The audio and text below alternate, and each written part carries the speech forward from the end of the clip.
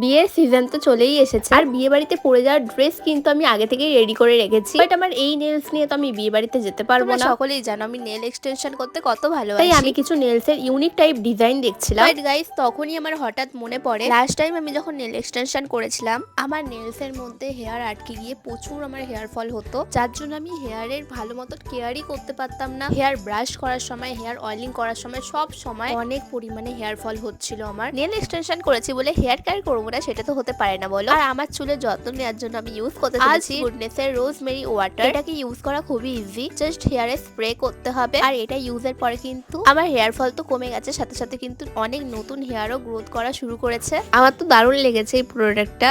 তোমরা বিফোর আর আফটার রেজাল্টটা দেখতেই পাচ্ছ চোখের সামনে। আর বাজারে কিন্তু অনেক ফেক প্রোডাক্ট বেরিয়েছে, তাই প্রোডাক্ট পারচেস করার সময় আলস গুডনেস এর ওয়েবসাইট থেকেই নিও। আর তোমাদের সুবিধার জন্য প্রোডাক্টের লিংক কিন্তু আমি ট্যাগও করে দিয়েছি, চেক করতে ভুলো না।